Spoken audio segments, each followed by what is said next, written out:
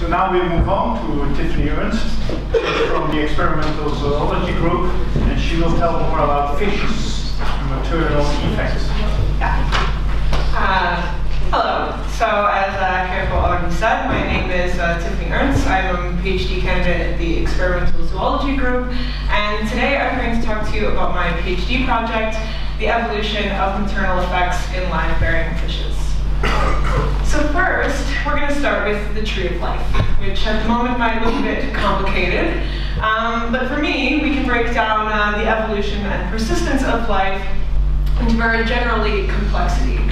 And so, while this may be easy to consider ourselves, human beings, to be the peak of biological complexity, instead, my research focuses specifically on fishes, who, as the first vertebrates, have had over 530 million years to evolve such vast complexity as going from the ancestral hagfish through the simple herring into the very highly derived lungfish.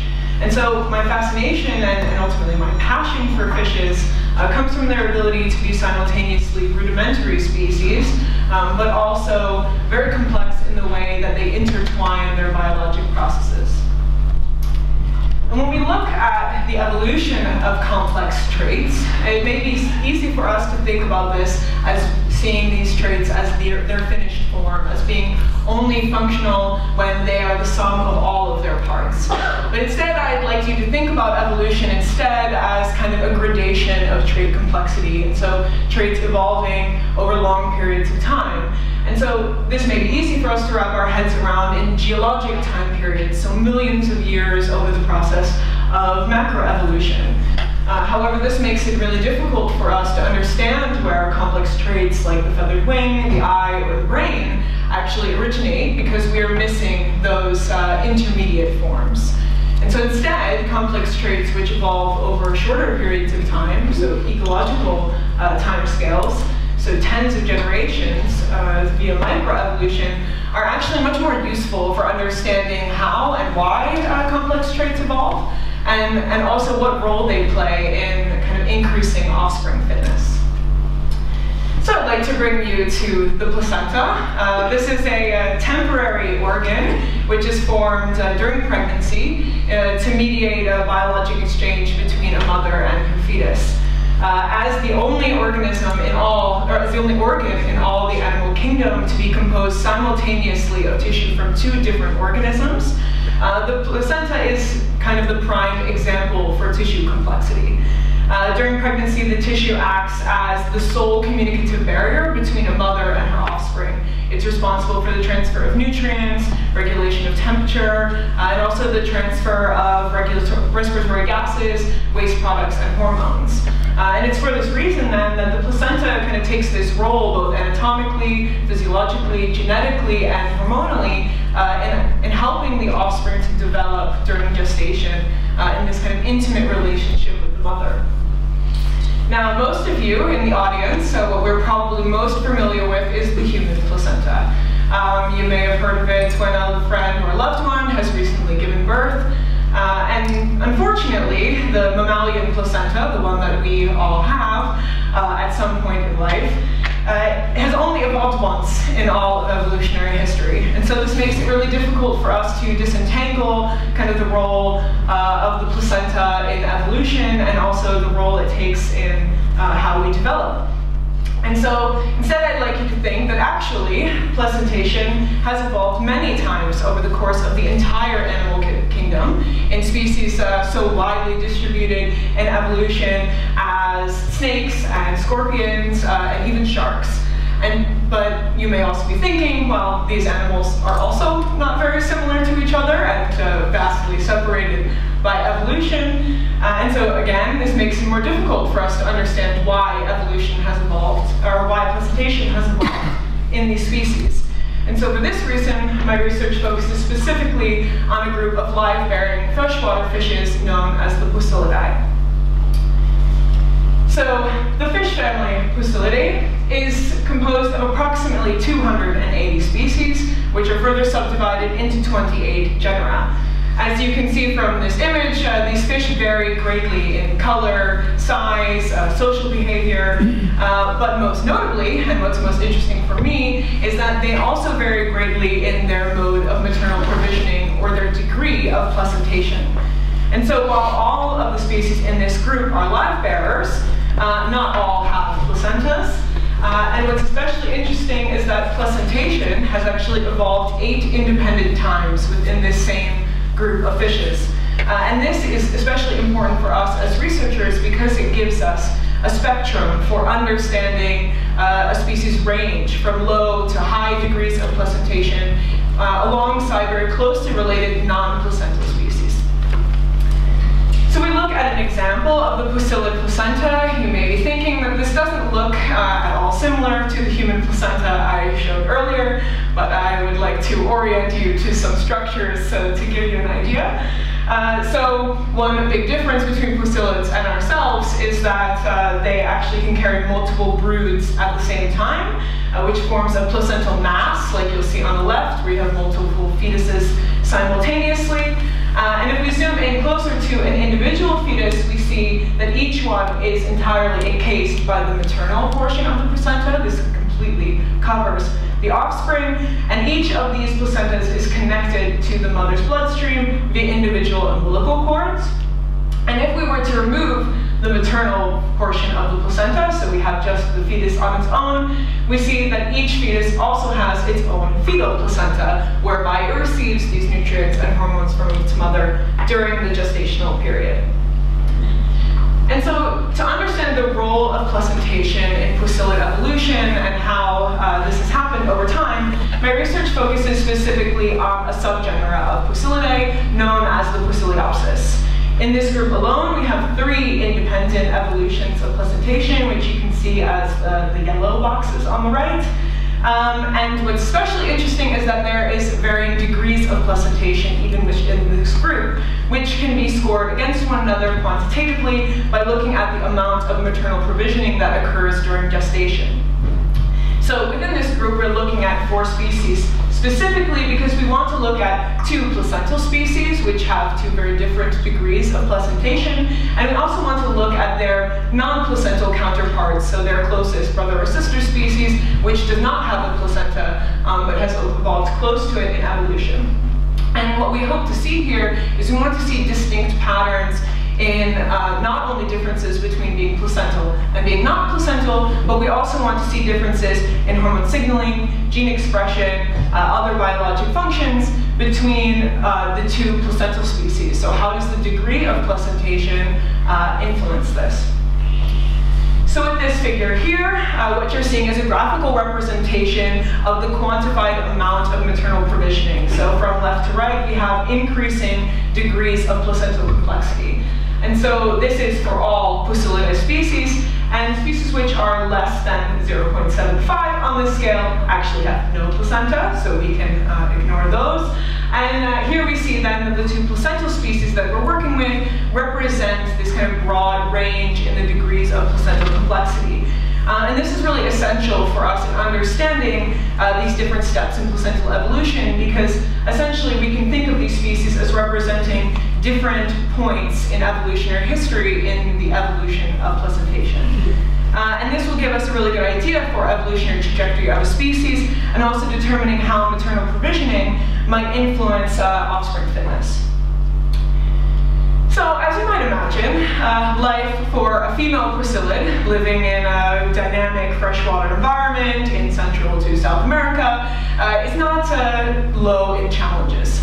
Mother fish have to deal with high fluctuations in not only food, pathogens that could be found in the water, but also increasing and decreasing amounts of predation. And so life can be quite stressful. Many pussillids must cope with these constant fluctuations, and already several studies have noted that these external challenges, so such as things like low food, sometimes pathogenic infection, or increased predation during the gestational period, can actually influence the phenotype of the offspring which indirectly experience these challenges during pregnancy. And this kind of transgenerational phenotypic plasticity, so this change in phenotype that occurs across generations, is very broadly referred to as maternal effects.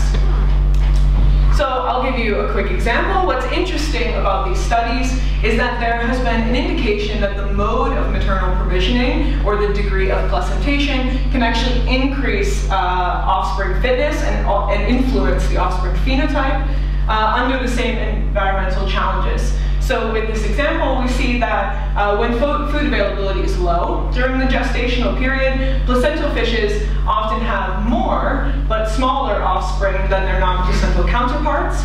And this is in part due to the timing of maternal provisioning, so when the mother prepares for the gestational period. However, despite the fact that the placenta is the communicative point in which the mother transfers these nutrients to her offspring, almost no research has been done to understand the role of the placenta as this communicative barrier in mediating these maternal effects. And it's for this reason that our research aims to broadly investigate the mechanisms by which the placenta mediates different maternal effects under different environmental adversities, to understand how varying degrees of placentation influence the transmission of maternal effects, whether that be epigenetic, hormonal, or behavioral.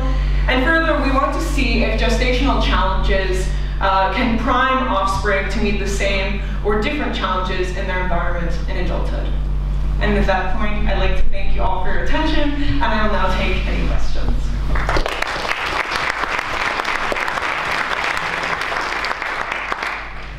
Thank you very much. Questions? I would like to know how fast is this process of adaptation. I mean that you mentioned at the end that it's some climate change, the rivers will be warmer and so on. How fast a placenta can adapt to that sort of changes? Yeah, so it's not really, I would say, that the placenta itself is adapting, right? So this would not be really an evolutionary change. So what we're more looking at is kind of why I mentioned kind of epigenetic changes or hormonal changes. So what has been shown is that because the placenta is this dynamic barrier where we have constant exchange between a mother and offspring, what we're more interested in is how does gene expression change when there is stress in the environment? How does an increased temperature in the mother influence temperature regulation in the offspring? And how does the placenta as this kind of barrier between these two processes mediate how this affects the growth and development of the offspring over time?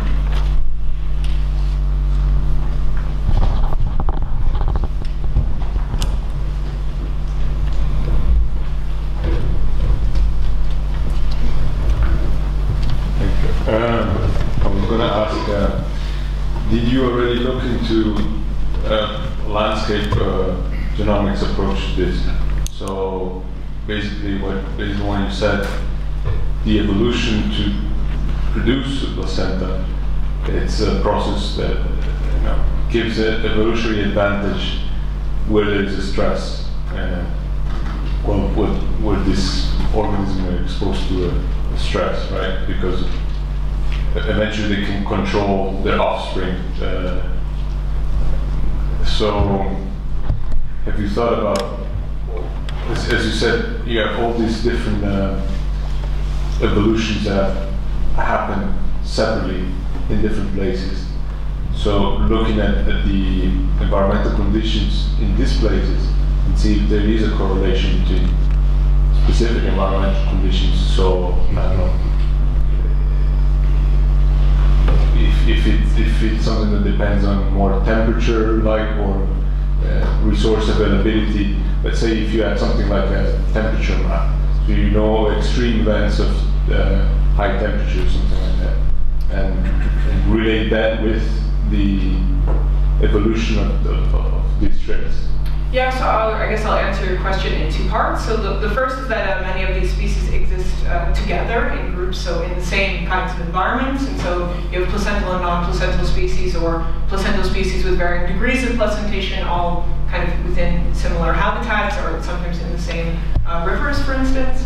And so, yeah, I wouldn't say that there's a big location preference for whether placentation is good or bad. And actually, kind of, you could argue in some ways that placentation is not a great way actually to cope with high environmental variability, right? Because like the food example, for instance, if you're a mother who has provisions before gestation, so if you don't have a placenta, then your offspring will be just as big as they were if you were to prepare for them after, for instance. But a placenta, because you're providing nutrients during the pregnancy period and not before, you're kind of at the whim of what the environment is like during pregnancy.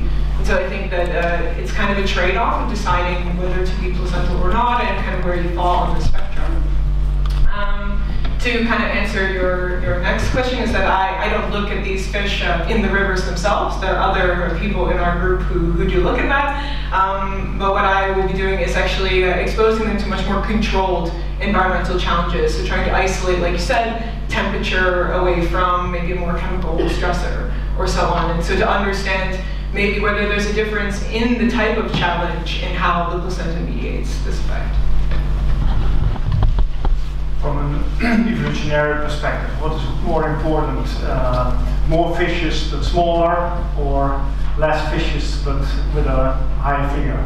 Yeah, that's a great question, right? And I think that's what's interesting about looking at placentas in a group of species like this, where we have so many in the same group that are closely related, is that we can really look at these kind of minute changes and understanding how, you know, fish that live in the same river and grow up in the same environment, why one species may find it advantageous to have really complex placentas and others have no placentation at all but are still live-bearing.